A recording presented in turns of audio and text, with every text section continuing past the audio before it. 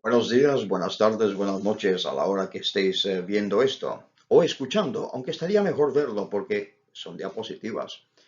Gracias y bienvenidos a esta tercera parte del documental sobre los Illuminati de Baviera, ¿ok? En el que vamos a conocer ni más ni menos que el sistema de grados. Y lógicamente volvemos a reiterar que la labor que estamos haciendo aquí es de una divulgación seria y responsable basada en la evidencia. Y hablando de evidencia, quiero mostraros esto. Este precisamente es la obra en la que más nos hemos fijado que es más ni más ni menos que la Escuela Secreta de la Sabiduría, los auténticos rituales del Illuminati de Baviera. ¿Ok? Este es el trabajo que da inicio a toda esta investigación hace unos años. ¿Ok? Una de ellas, por supuesto, y usando precisamente este rigor y esta evidencia es que queremos dar a conocer los hechos.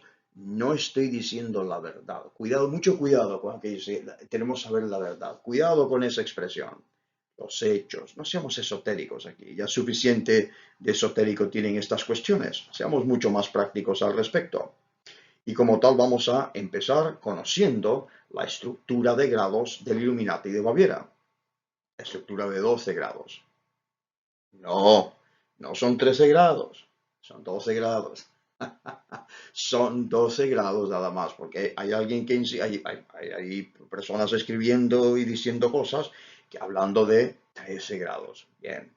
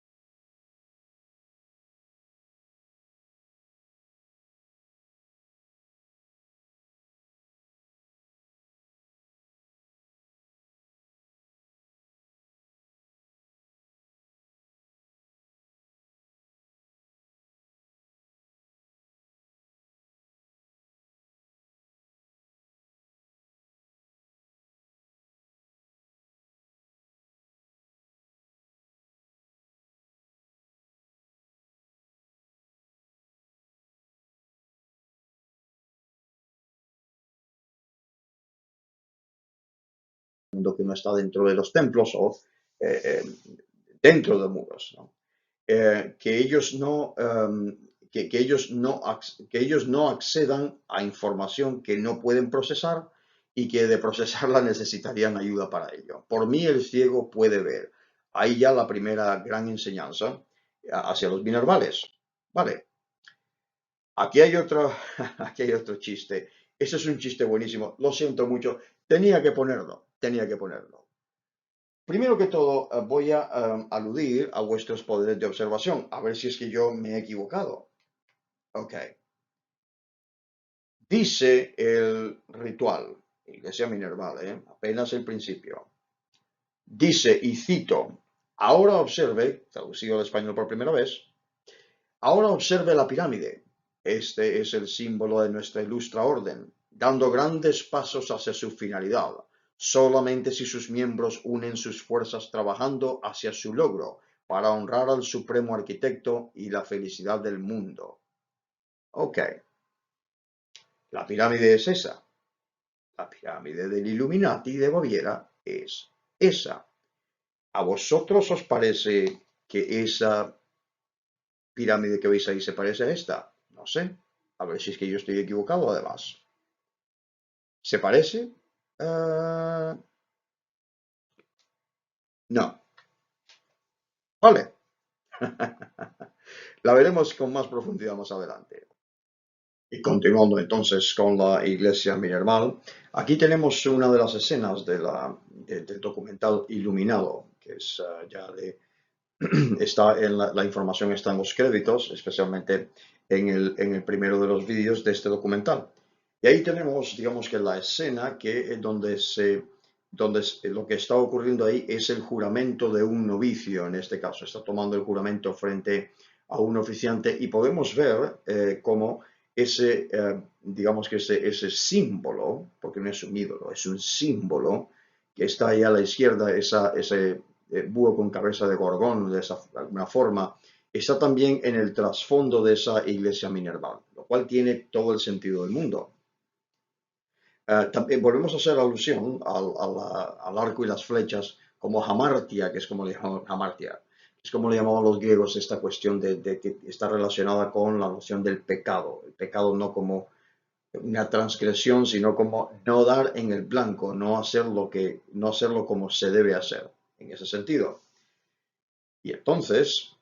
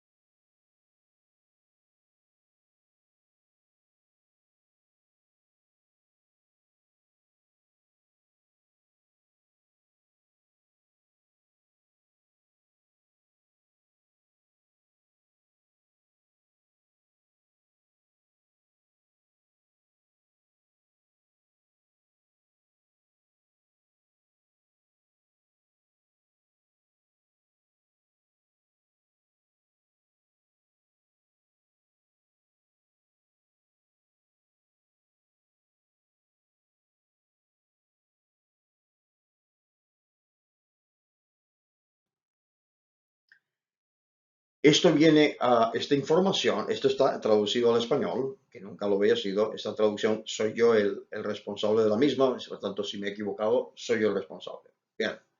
Am, Nunca se había hecho, nunca se había conocido tampoco cómo juraban los francmasones en el rito este, vamos a decir, Illuminati, que ahora hoy en día se llama, existe y se llama rito ecléctico, y aparentemente no es muy practicado, la verdad.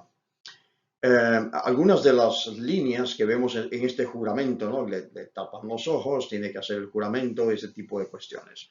Bien, dice yo, dice su nombre, juro por Dios, el sublime arquitecto de todos los mundos, un juramento físico de que no revelaré ni lo más mínimo de los secretos de la francmasonería. Esto lo hemos leído en otros sitios, pero aquí hay datos que en relación con esta campaña que se ha hecho en contra del Illuminati de Baviera, convirtiéndolo en una especie de jurujú, ¿ok?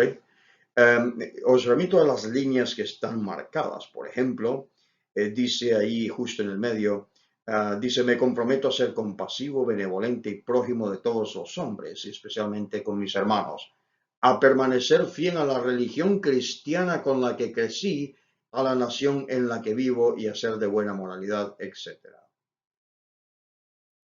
Volvemos a incidir en esto, de que el Illuminati de Baviera era una institución o era una orden cristiana con fines cristianos e ilustrados en ese sentido. ¿Ok? Aquí tenemos una prueba de ello, una prueba documental. Este es el juramento del aprendiz francmasón en el rito ecléctico que básicamente von Nigge y los masones que sí existían dentro de la orden Illuminati, pues digamos que compusieron, escribieron, adecuaron, etc.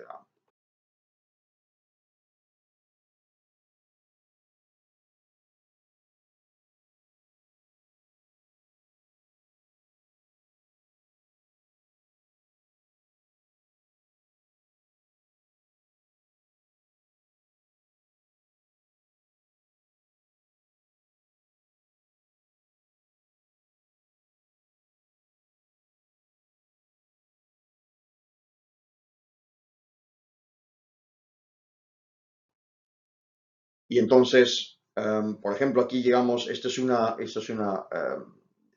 es el pase, digamos, de lo que ocurre. Está en el documental, todas estas imágenes son inéditas y están en el documental, ok, están, por supuesto, y reitero, están utilizados con permiso de por escrito de los autores y de los productores del documental. Esta es la entrada después del tercer grado a lo que se llamaría el capítulo de San Andrés, que se llama para ellos. El capítulo de San Andrés, es decir, tiene que ver con la tradición escocesa. San Andrés es el santo patrón de Escocia, ya lo sabemos. ¿Ok? Entonces, ahí hay, digamos que dos grados digamos, este capítulo, vamos a decir, que está separado de la logia. No es un trabajo de logia simbólica, es un trabajo de un capítulo de San Andrés, donde es un grado eminentemente caballeresco. Y esto precisamente tiene que ver mucho con von Nigge, viniendo de la estricta observancia templaria, que es una francmasonería tradicional cristiana, trinitaria y caballeresca. Se supone que, pues el nombre lo dice, templario o algo de eso. Bien, aquí tenemos dos grados. El primero se llama el novicio escocés y el segundo se llama el caballero escocés o el Illuminatus Dirigens o el dirigente iluminado, perdón. En ese sentido, cuando se llegaba a este grado es cuando podía ser el magistrado de una iglesia minerval en ese sentido. Esto es muy común, como por ejemplo, por ejemplo en la francmasonería escocista o escocesa que se llama, esta de 33 grados, en realidad es 29 porque son del 4 al 33. Eh, digamos que para ser el presidente o la presidente, hay mujeres también en algunas de estas órdenes tradicionales, tienes que ser una especie de grado 20 o 28 o 30 para ser, digamos, el dirigente o la presidente de un capítulo del grado 9 o del grado 14 o del grado 18, que hay ciertas secciones que tienen de esa forma. Pues aquí pasa exactamente lo mismo. Es la misma descripción en ese sentido. Bien,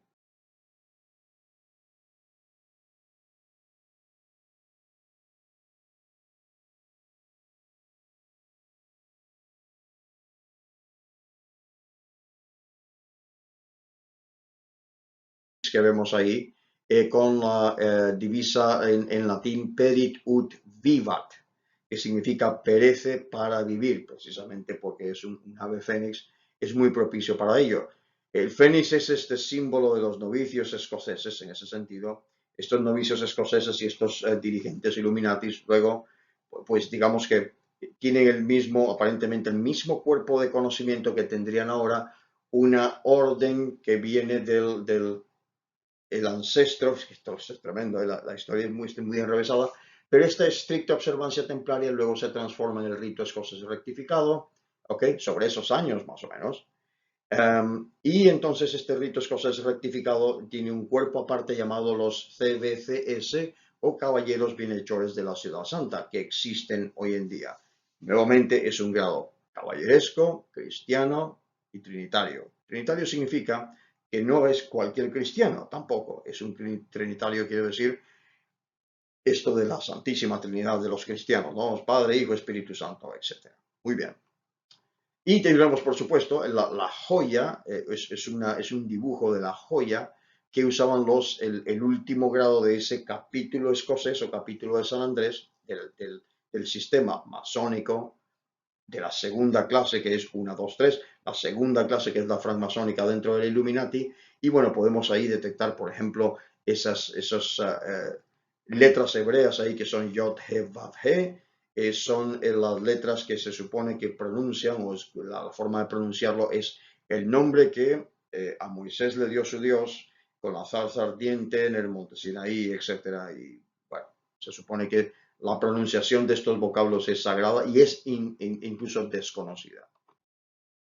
Pues se hacen las mismas preguntas y las mismas respuestas porque se supone que este tipo de forma de comunicación es cuando se aprende más y van quedando más mensajes y más mensajes en la mente individual del miembro en este caso, que tiene que transformarse, por supuesto, ya sabemos todos, en preceptos éticos. Aquí, por ejemplo, tenemos una parte, bien traducida al español por primera vez, una parte de la lectura, o sea, de la lectura de lo que dice el ritual, lo que se le lee al novicio escocés en este sentido.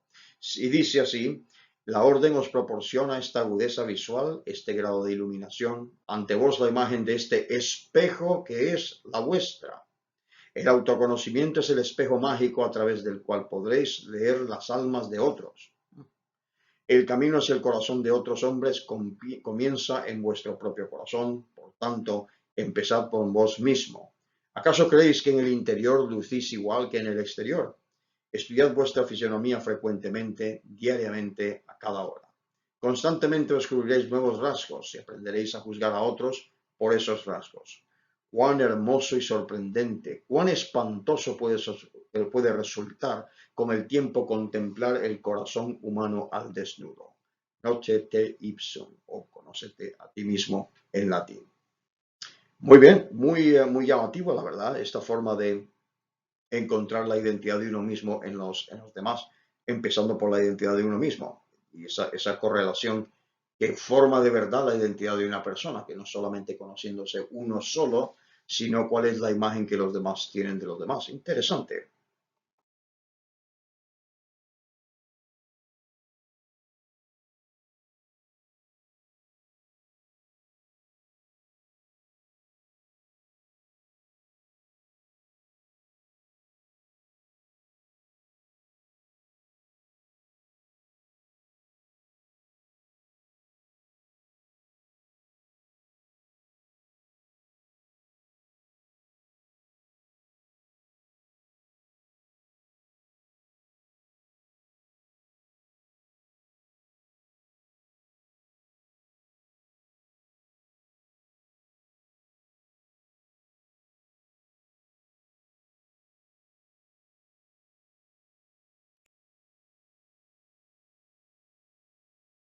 y mejor, por supuesto.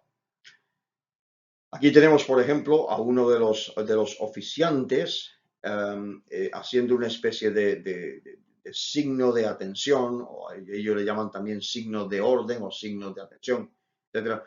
Y observamos ahí una alusión al mochuelo este que hablamos anteriormente, o el búho, este búho de Minerva.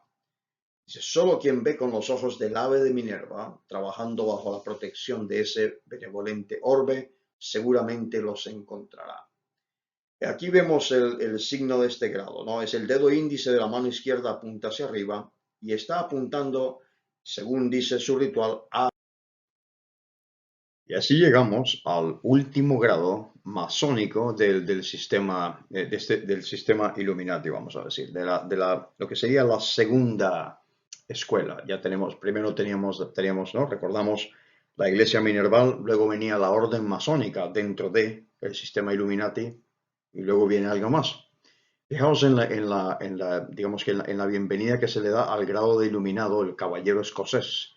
En este grado, podéis ver ahí, por ejemplo, el signo que hacían digamos que los iniciados en este grado, es hacer ¿no? La cruz de San Andrés, que es una X. Si veis la bandera de Escocia, lo podéis distinguir, que es una X con los brazos, precisamente como un signo escocés o escocista, precisamente.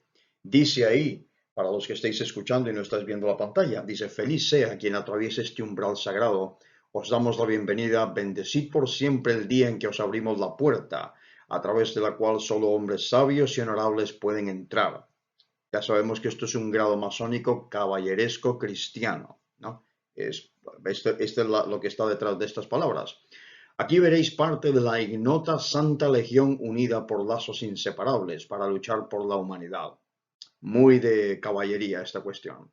¿Ok? Así que esto es digamos que parte de esa lectura del grado escocés del grado iluminado, perdón, caballero escocés, que por supuesto ha sido traducido por servidor. Y bueno, aquí se pone la cosa seria porque digamos que llegando a este grado, el último grado del sistema masónico de esa segunda clase, ¿ok? Que por cierto, como todos los grados masónicos, tienen esta especie de leyendas o de relatos que tratan de transmitir, relatos que son míticos o son históricos a veces, que tratan de transmitir una serie de valores. Y en este caso, ni más ni menos, la lectura que se hace es la de la famosa batalla de Bannockburn en 1314, cuando Robert de Bruce combatió al mando de los escoceses, de los Highlanders o los montañeses, y también, por cierto, acompañado, esto está probado históricamente, de la caballería templaria, que ya habían huido de Francia y se fueron a refugiar pues allá tan al norte como es Escocia. 432 caballeros, me parece recordar, los utilizó exactamente para cargar contra los ejércitos del rey inglés, a quien él le tenía que deber, digamos, a quien él tenía que rendirle cuentas y ser vasallo suyo al fin y al cabo. Aquí hay un detalle importante también porque la leyenda del corazón valiente no es la película de Mel Gibson que todos conocemos del año 1995. El corazón valiente en realidad fue Robert the Bruce, que es el rey en este caso, y tiene una leyenda además muy bonita porque tiene mucho que ver con España. En otro audio, aparte de este, hay una explicación al respecto que yo he ofrecido. Muy bien.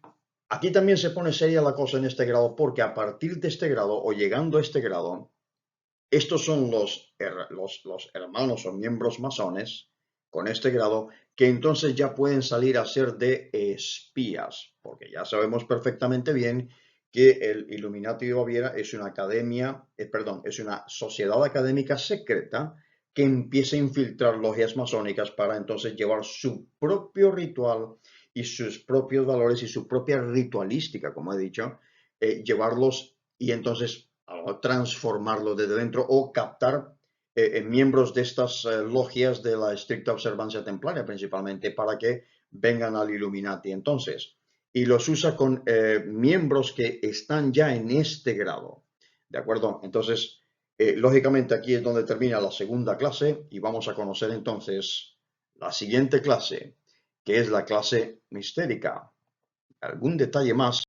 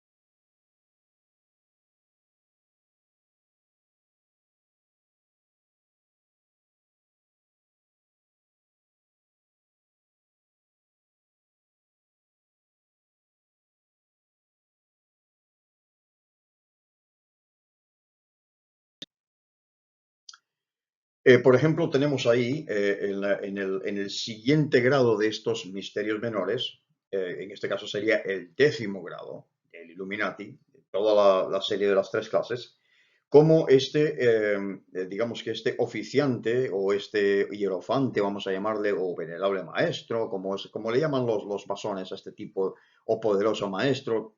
Hay muchas de estas nomenclaturas que están por ahí en los rituales y existen.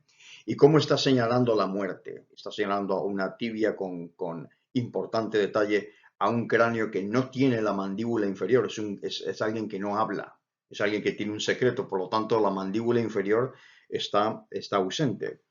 Y aquí es muy sencillo, es decir, cualquiera que sea nuestra posición en la vida, ¿ok? El máximo y el único nivelador, es decir, aquel elemento que definitivamente nos hace iguales a todos los seres humanos es la muerte.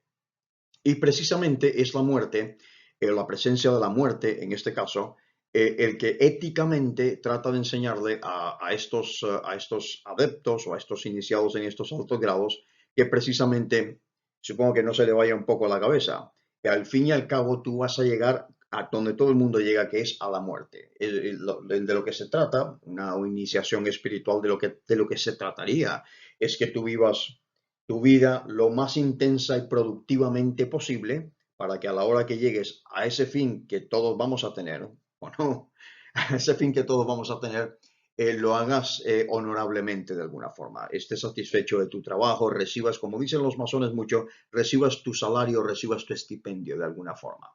Bien, en este 10º grado es lo que Weishaupt pensaba de la sociedad Rousseau, esos huesos del rey a un noble o a un mendigo en la cual todos somos en la cual todos son iguales. Y ante la muerte, en este grado, ante la muerte, el candidato debía declararse un hombre, porque eso solamente era para hombres, un hombre libre de toda atadura, un hombre libre en todos los aspectos. No solamente porque algunos han querido interpretar esto como, bueno, libre de las ataduras económicas y financieras, porque para eso tenías que tener dinero. Sí, es cierto. Aunque los masones dicen que no, pero sí, tienes que tener recursos para ese tipo de cosas, ahí, las cosas cuestan, ¿no? Pero libre de todas ataduras en el sentido dogmático, en el sentido herético, herético diciéndolo desde la etimología de la palabra, hieratikos, ¿no? En griego, en la cual tú eres libre de expresar, y eres libre de especular, y eres libre de manifestar en ese sentido. Muy bien. Y el siguiente grado entra ya en el 11º grado, penúltimo grado de la clase mistérica, y estos son ya los grados mayores, los misterios mayores así llamados. Y este nombre tiene el nombre que le pone lógicamente Weishaupt, ¿no? Y aquí en este 11º grado es trascendental porque el choque filosófico que hay dentro del grado es el que finalmente provoca la ruptura entre Adam Weishaupt y Adolf von Knigge. Ya sabemos que Adolf von Knigge era un masón de alto grado y conocía todo este tipo de cosas muy bien. Pero filosóficamente aquí viene la ruptura, ¿ok? En este 11º grado, o grado número 11.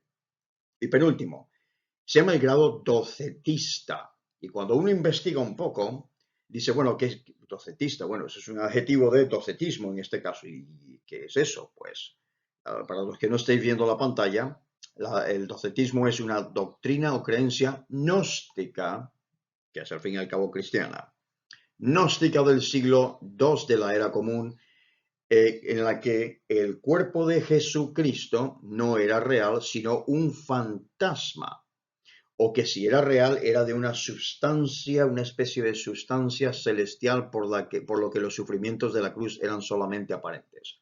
Aquí esto es muy curioso porque esto inmediatamente me recuerda a dos cosas. Una es las enseñanzas coránicas o islámicas en este caso, en la cual Jesús o Isa, que es el tercer profeta del Islam, de hecho, no fue crucificado nunca porque pues Alá, Dios, su padre, lo que sea, no permitiría que un profeta, su padre no, en este caso, no permitiría que un profeta de su palabra o del libro le pasara una cosa así, ¿ok? Y otra es una confesión que podríamos llamar cristiana, entre comillas, eh, como son los adventistas. Me parece recordar bien que tienen una especie de doctrinas algo parecido a este docetismo, ¿ok? En la que Jesús es una especie de ente o fantasma y no es una persona física, un hombre real, un palestino judío del siglo I de la era común. ¿Ok? Este es un detalle importante de las cosas que hay en el grado docetista, que ya cuando uno lo lee, nota que empiezan a faltar cosas ahí, le falta algo a esto, le falta como una especie de conclusión. Y entonces llegamos lógicamente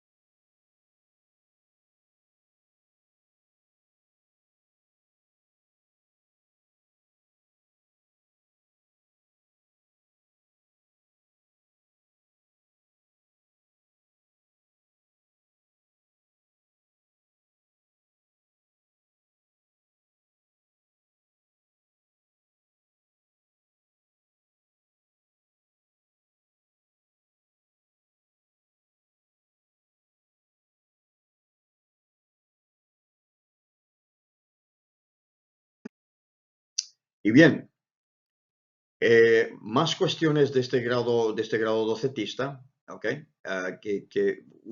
Observaciones sobre el mismo ritual, cuando uno lo lee y lo estudia, es que Dios no percibe, según el ritual, Dios no percibe a la humanidad como los humanos percibimos a la humanidad. Eh, bueno, eso, pues, la verdad es que es bastante audaz. Bueno, no sé cómo esa entidad percibe a los seres humanos, pero bueno, Dios no tiene ni cuerpo ni sentidos como los seres humanos, es decir, eso sí que es un avance porque lo que hace es acabar con el antropomorfismo la humanización de la providencia o de la divinidad y dándole cualidades humanas, que es lo que ocurre en este caso en el Antiguo Testamento, en la Biblia hebrea, en la Biblia cristiana, menos todavía, porque es mucho más griega también, está ya mestiza, por decirlo así, pero sí que lo encontramos en el Corán y que Dios es Dios en una mente divina. No entraremos en eso porque se nos va todo el vídeo, pero lógicamente vemos ahí vestigios de Krause en este caso y el panenteísmo de Krause o el racionalismo armónico como también se le llamó. No entramos ahí porque es muy interesante ver la relación de la filosofía de Krause con algunos de estos conceptos que podemos ver aquí. Muy bien, es decir, en este grado docetista convertimos a Dios en un hombre y convertimos lo infinito en lo finito. Esta es una sabiduría, digamos que perenne, muy propia de las antiguas escuelas de misterio. Y como es gnóstico, precisamente lo que persigue es el crecimiento desde el interior mismo del creyente, del adepto, o del iniciado o del individuo.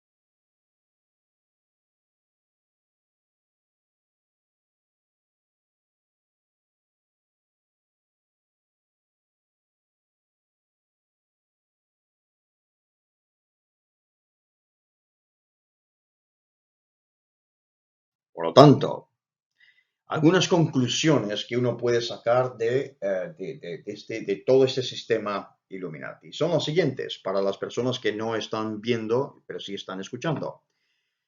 Uno, y las conclusiones son de este autor, por supuesto, la estructura de los grados es rudimentaria y hasta 1788, el año de la desaparición de los Illuminati, no habían sido terminados. Dos, no fue Adam Weishaupt, sino su colaborador, el barón Adolf von Knigge, quien diseñó los 3 grados simbólicos y la caballería de San Andrés en el sistema masónico. Bien. 3, hacia 1783, había varios cientos de miembros en el centro, oeste y sur de la actual Alemania. ¿Ok? No estaban por toda Europa, ni estaban en Italia, ni en España, ni en Estados Unidos, ni en Suecia, y tampoco habían llegado a India ni a China, ni mucho menos. ¿Ok? Y el 4, esto tiene que ver con el primer vídeo, cuando conocimos el carácter y la formación y la educación de Adam Weishaupt. Lógicamente, el Illuminati de Baviera estaba jerarquizado y organizado a la manera de la orden jesuita, que es y sigue siendo una orden militar. ¿Ok? Es una orden militar. La orden jesuita no quería a los jesuitas, pero sí quería a los jesuitas, en el sentido de cómo estaban organizados y cómo funcionan y si, funcionaban y siguen funcionando en ese sentido. Y entonces, de Adolf von Knigge, también habría que decir más cosas. Porque claro, aquí esto es una pequeña explicación de por qué choca con un no iniciado, con un no masón, como fue Adam Weishaupt, que es un filósofo que lo que quiere es una teología nueva, y cómo choca porque Weishaupt no conoce esto. Y leo para las personas, repito, para quienes no estáis viendo la pantalla. Adolf von Knigge, al diseñar este sistema de grados, especialmente los masónicos, buscó explicar los jeroglifos, empleados por esa orden a la luz del cristianismo, lógicamente, para llegar a una comprensión racional de los usos y costumbres cristianos. Para von Knigge, la leyenda de Irán es una forma velada de representar la historia de Jesús y proveer evidencia de que las francmasonerías, en plural por favor, francmasonerías tradicionales son vehículo de transmisión de sus supuestas enseñanzas secretas. Hay un nombre que es Irán. En las lecturas masónicas, las más tradicionales en este caso, se encuentra este personaje llamado Hiram Abiv o Aviv a veces, ¿ok? Que es un personaje, además está reflejado en el Antiguo Testamento, de donde sacan esto, la lectura tiene que ver con esto llamado lectura de tercer grado o algo así, una especie de arquitecto héroe que pues digamos que se sacrificó a fin de que no le robaran una serie de secretos y este tipo de cosas, y que fue exactamente lo que le pasó, o su muerte, aparentemente quiere representar la muerte o la historia de Jesús. Bueno, esa es una de las cosas que lógicamente hay que tener cuidado con ellas, precisamente porque explica por qué von Knigge se separa del Illuminati y se va del lado de Weishaupt. Weishaupt no entendía nada de esto, no lo había vivido, por lo tanto, no podía entenderlo. Podía leerlo, pero no lo había vivido. No hay ninguna evidencia, y esto también hay que agregarlo, no hay ninguna evidencia de que una vez formado el sistema masónico de los Illuminatis, Weishaupt entrara en el mismo sistema que él estaba fundando. No hay ninguna evidencia al respecto.